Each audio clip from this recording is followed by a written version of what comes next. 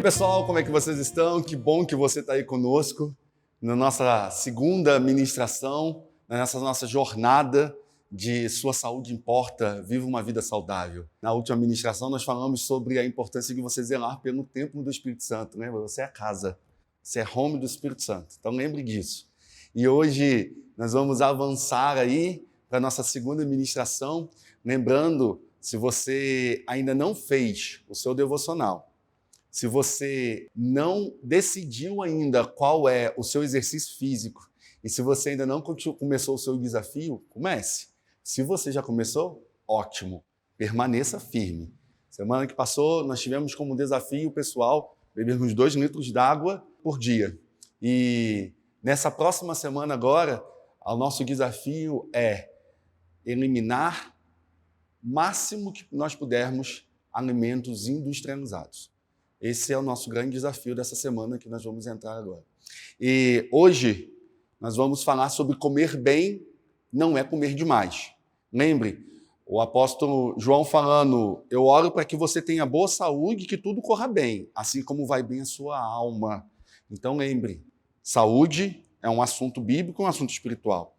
Comer bem não é comer demais. Filipenses 4:5 vai te dizer a seguinte coisa: seja a vossa moderação conhecida de todos os homens, perto está o Senhor. Segundo Timóteo 1:7 vai te dizer, porque Deus não nos deu um espírito de covardia, mas um espírito de poder, de amor e de moderação. E Números 11:34 te diz assim, porque ali foram enterrados os que tinham sido dominados pela gula. Entenda, glutonaria, ou o pecado da gula, é uma prática que vai caracterizar as festas pagãs. Ela não é uma prática do reino de Deus. Isaías 22:13 vai te dizer assim, mas ao contrário, houve júbilo e alegria, abate de gado e matança de ovelhas, muita carne e vinho. E vocês diziam, comamos e bebamos, porque amanhã morreremos. Entenda, com exceção da água, todo alimento em excesso poderá fazer mal à sua saúde. Todo alimento em excesso poderá fazer mal à sua saúde. A glutonaria, ela é pecaminosa. E em todas as suas formas, pois representa um grau de amor próprio autodestrutivo. Eu quero que você entenda, a comida é algo especial do Senhor, porque a comida, ela produz vida. Comida produz vida. A glutonaria é uma distorção da bênção que Deus nos deu, que é a comida, para que ela produza morte. Então entenda, comida produz vida. Eu costumo dizer que todo chefe de cozinha, todo cozinheiro, toda pessoa que cozinha para alguém, ela precisa se honrar. Porque ela pode não perceber, mas ela está produzindo vida em alguém. Porque comida é vida. Só que aí Satanás vem e perverte a bênção da comida e da alimentação saudável com a glutonaria. A glutonaria produz morte. Há um provérbio chinês que diz assim, nunca se arrependa por ter comido pouco. Nunca se arrependa por ter comido pouco. A gula é um apego exagerado ao excesso da comida e da bebida e é uma entrega total aos prazeres da comida.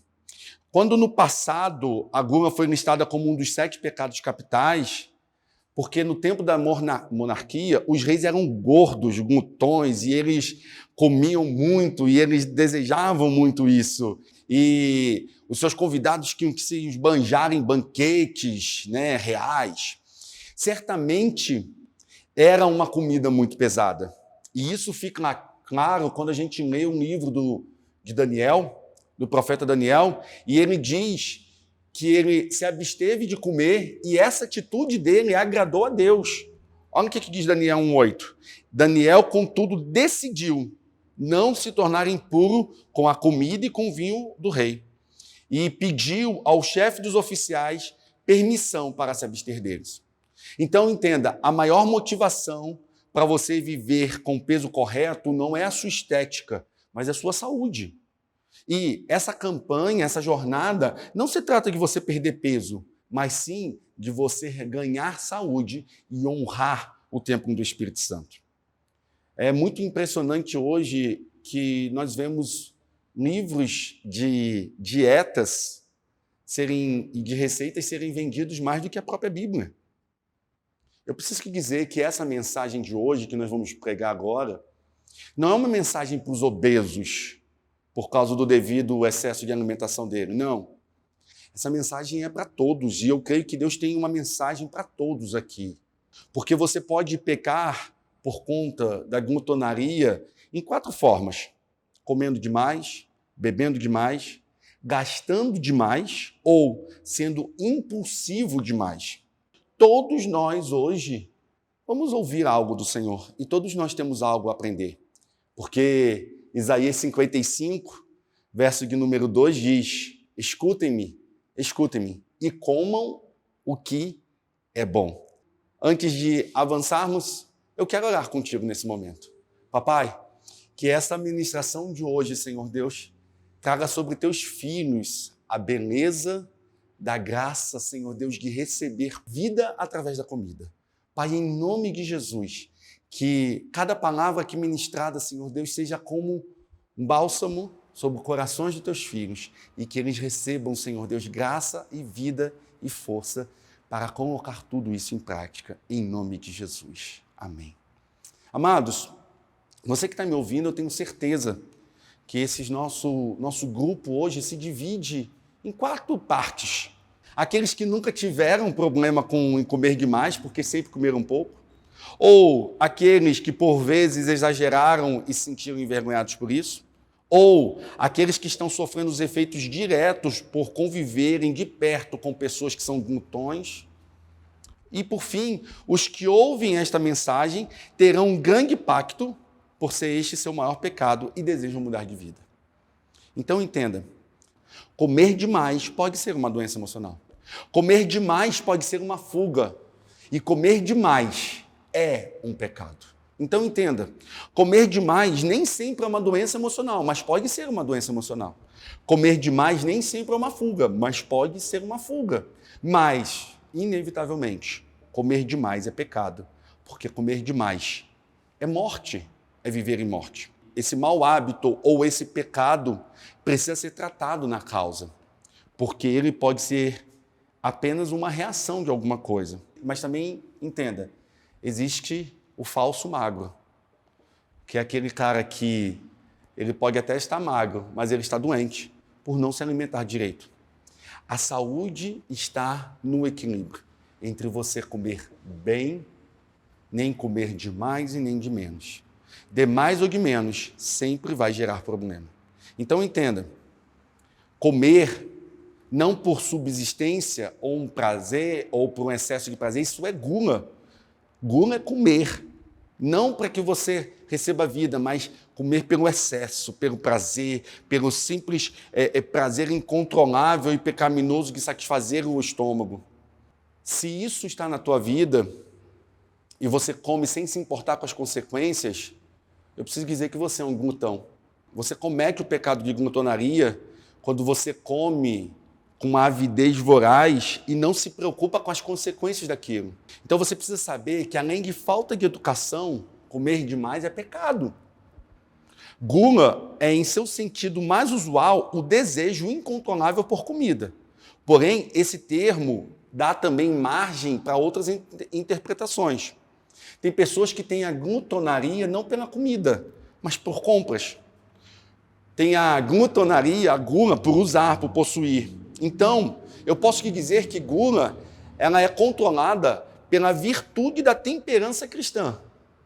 Quando você tem a virtude cristã de ter temperança, você ter esse controle e esse domínio próprio. A glutonaria está muito associada ao prazer. Ela tem essa relação estreita com o hedonismo. Pastor, o que é hedonismo? Hedonismo é uma teoria, uma filosofia que afirma que ser o prazer individual, imediato, é o supremo bem da vida. Então a pessoa precisa se sentir bem. Ela precisa de qualquer maneira se sentir bem. Então, doia que doer, custe que for, o custo que for, ela precisa sentir bem. Nos dias de Paulo, o próprio apóstolo advertiu as pessoas sobre isso. E ele disse, olha, vocês estão enganados. Por quê? Porque vocês estão vivendo o seguinte ensinamento. Ele diz em 1 Coríntios 15, do 32 ao 33, ele diz, Comamos e bebamos, porque amanhã morreremos. É isso que vocês estão dizendo. E aí ele diz, não se deixe enganar. As más companhias corrompem os bons costumes. Entenda, e eu reafirmo mais uma vez, gula é pecado. Comer demais é pecado. E as consequências físicas são maiores até do que as espirituais. Quando você come demais, você sobrecarrega seu fígado, você fica com o fígado envenenado, você tem pressão alta, você tem vasos sanguíneos entupidos, de uma forma bem leiga, falando para que você entenda, você tem refluxo e outros vivem um processo de obesidade, uma doença chamada obesidade. Então, a gula, ela traz problemas, consequências físicas, como eu disse, a comida gera vida, a gula gera morte. E você vai ver que sempre é dessa forma. Satanás sempre perverte aquilo que o Senhor criou. O Senhor criou a comida para nos dar vida. Satanás pega a comida para gerar morte. E não é isso que queremos. Então entenda, eu quero te mostrar 6 problemas da gula. Primeiro problema, quando nós comemos compulsivamente. Primeiro, você perde o prazer do paladar na comida, você já não sabe mais apreciar uma boa comida.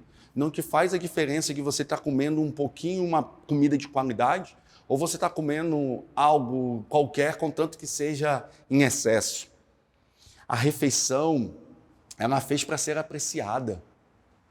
Se a comida fosse um mero combustível para você, Jesus não teria te dado o que nós chamamos de papilas gustativas, que são sensores terminais que há na sua língua para você sentir gosto, para você sentir sabor. Um bom apreciador, ele vai viver esse prazer da comida, do gosto, do sabor. Segundo malefício, quando você come compulsivamente, você perde o prazer da companhia das pessoas na mesa. Você não quer saber quem está contigo na mesa. Você só quer saber se a comida está acabando para você comer depressa. Devorar uma refeição sem se preocupar com mais nada, eu preciso que dizer que você está reduzindo a sua alimentação a uma lavagem de porcos. Você está reduzindo a sua alimentação a uma lavagem de porcos. É o prazer de sentar à mesa, é o prazer de ter a comunhão, é o prazer de estar com as pessoas do lado. A comida gera vida e gera comunhão. Os maiores lugares de comunhão que Jesus mostrou foi a mesa. Terceira coisa, porque a gula, quando nós comemos compulsivamente, ela nos faz mal, porque nós ficamos cheios, mas não ficamos satisfeitos. Quando comemos rápido demais e muito, nos sentimos enfastiados, com uma sensação pesada e desconfortável. Quando comemos tranquilos e na medida certa para o corpo, nós nos sentimos satisfeitos e felizes. Você precisa encontrar satisfação e não simplesmente se abarrotar de comida. Sexta coisa, porque quando comemos compulsivamente, isso é mal, traz mal, faz um malefício, porque nós abusamos de algo sagrado. Acabei de falar, a refeição gera vida e é uma bênção de Deus. É algo espiritual e sagrado. Vem de Deus para justos e injustos. É algo essencial à sobrevivência humana. Paulo disse, participo das refeições com ações de graça. Tem pessoas que são tão glutões que elas não conseguem parar nem para orar antes da comida, porque elas precisam rapidamente comer. Deem graças, porque essa é a vontade do Pai. Deem graças, porque o Senhor está te dando vida. Deem graças, porque sem aquele alimento você não vai sobreviver, e o Senhor está te dando, literalmente, o pão de cada dia. Então, não transforme a sua mesa numa masmorra do inferno. Transforme, sim, a sua mesa num local de comunhão e de bênção e que gere vida para você. Quinta coisa, pensamos que a comida é a única coisa importante. Não é. Isso não é verdade. Disse Salomão, é melhor ter verduras na refeição onde há amor do que um boi gordo acompanhado de ódio. Você pode comer a refeição mais requintada e mais chique, mais linda do mundo. Você pode viver ela de uma forma mais tremenda. Mas, se não tiver amor, se não tiver paz, se não tiver comunhão, não adianta de coisa alguma. E a sexta coisa, porque a gula, ela é o mal, é porque nós estamos tentando preencher um vazio. O problema é que o vazio, geralmente, ele é emocional ou espiritual. E por mais empanturrado que você esteja fisicamente, nunca saciará a sua fome espiritual e a sua fome efetiva. Só trará mais tristeza, dependência e dor. Porque você precisa entender, sua barriga pode estar cheia, mas seu coração está oco. Se o seu coração está oco, por mais que o seu estômago esteja cheio, nada vai te satisfazer. Você precisa preencher o vazio que há no seu coração. Nessa condição, você precisa entender, nós somos o que comemos, nós somos o que nós vivemos, nós somos o que nós estamos sentando à mesa para comer. Então, qual é a solução disso? Nós encontramos no livro de Salomão a resposta. E eu vou te mostrar. Nós vamos ler lá em Provérbios 3, do 21 ao 26. Qual é a solução para isso? Equilíbrio e moderação. Olha o que diz Provérbios 3, do 21 ao 26, e em especial versículos 21 e 22. Meu filho, guarde consigo a sensatez e o equilíbrio, e nunca as perca de vista. Trarão vida a você e serão um enfeite para seu pescoço. O que falta em muitas pessoas é apenas um pouco de bom senso em suas vidas e atitudes. O profeta Malaquias disse a seguinte coisa: por isso, tenham bom senso. E eu quero então te trazer 5 princípios que vão te trazer benefícios diretos à sua saúde. Benefícios esses que estão baseados em equilíbrio e moderação. Então, primeira coisa, você precisa desfrutar de uma vida segura. Provérbios 3, verso de número 23, vai te dizer, então você seguirá o seu caminho em segurança e não tropeçará. Eu não estou te falando de uma segurança civil, não é sobre isso que eu estou te falando. Não estou te falando de uma segurança, como diria os vendedores de seguro, uma firma de segurança, não é isso. E nem aquela segurança que você acha que toda pessoa rica se sente. Não é sobre esse tipo de segurança. Eu estou falando de segurança de vida, de alma e de espírito, segurança interior, a segurança que só Jesus é capaz de te dar. A segurança que diz que Ele está cuidando de você em todo o tempo. Entenda, o Senhor é o único que nos dá segurança. O Salmo de número 91 diz, 1000 cairão ao meu lado, 10.000 à minha direita, mas eu não serei atingido, porque o Senhor dará ordem ao meu respeito, porque o Senhor é a minha segurança, porque o Senhor é o meu abrigo fiel, porque o Senhor tem cuidado de mim. Então, eu quero que você entenda que mesmo que as coisas não estejam favoráveis, e mesmo que você esteja vendo um dia nublado, o Senhor continua reinando sobre a tua vida. Mesmo que o seu dia tenha amanhecido nublado, eu quero que você creia que o sol continua brilhando acima das nuvens. Que a chuva, ela não vai cair se o Senhor não permitir. Eu creio, e eu quero que você tenha essa certeza, que você creia também em Deus, mesmo quando Ele está em silêncio no meio da guerra. Entenda, Ele continua no trono, e Ele continua reinando, e Ele continua cuidando da minha vida e da sua vida. E eu tenho certeza que você ama a Deus, assim como eu amo a Deus, e eu tenho certeza que você vive por um propósito, assim como eu vivo por um propósito. E Romanos 8, 28 me diz que todas as coisas cooperam para o bem daqueles que amam a Deus e que vivem segundo o seu propósito. Você ama e eu amo, você vive pelo propósito e eu vivo pelo propósito. A segurança para as nossas vidas. Segunda coisa que eu quero que você entenda, que está no versículo de número 24, que quem tem equilíbrio, que quem escolhe viver e comer com equilíbrio e moderação, não vive mais sobre a opressão do medo. Verso de número 24 diz, quando se deitar, não terá medo. Entenda, quem está vivendo em medo é porque ainda não encontrou o amor de Jesus. O verdadeiro amor lança fora todo medo. O medo, ele vence quando você decide viver a sua vida sem que Deus esteja contigo. Mas eu preciso que dizer que Emanuel, Deus conosco todo o tempo. Há uma promessa para a minha vida e para a sua vida. Então, você pode ter equilíbrio e moderação até mesmo no seu comer, porque você não vive mais com medo. Você pode ter equilíbrio e moderação no seu comer, porque você passa a dormir bem. Você vai passar a dormir bem. Diz verso de número 24, e o seu sono será tranquilo. Só assim você terá sono de justos. Está escrito, Salmo de número 3, verso de número 5, eu me deito e durmo e torno a acordar porque o Senhor é que me sustenta. Então, quando você escolhe viver e comer com equilíbrio e moderação, você passa a dormir bem. Você dorme bem, tranquilo, porque o Senhor está cuidando de ti. O Senhor está cuidando da sua vida, o Senhor está cuidando do seu viver, o Senhor está cuidando de quem você é. Então você pode deitar e dormir bem. Em paz me deitarei e em paz eu dormirei, porque só tu, diz a tua palavra, me faz habitar em segurança. Não queira comer demais e depois tentar dormir, porque você não vai dormir. Não é possível que isso aconteça. Não é possível que isso viva. Não é possível que isso ocorra no teu viver. Terceira coisa, você passa a dormir bem. Quando você escolhe viver e comer com equilíbrio e moderação, você não é pego de surpresa. Você não terá medo de a calamidade repentina e nem da ruína que atinge os ímpios. Porque há equilíbrio. Equilíbrio, entenda.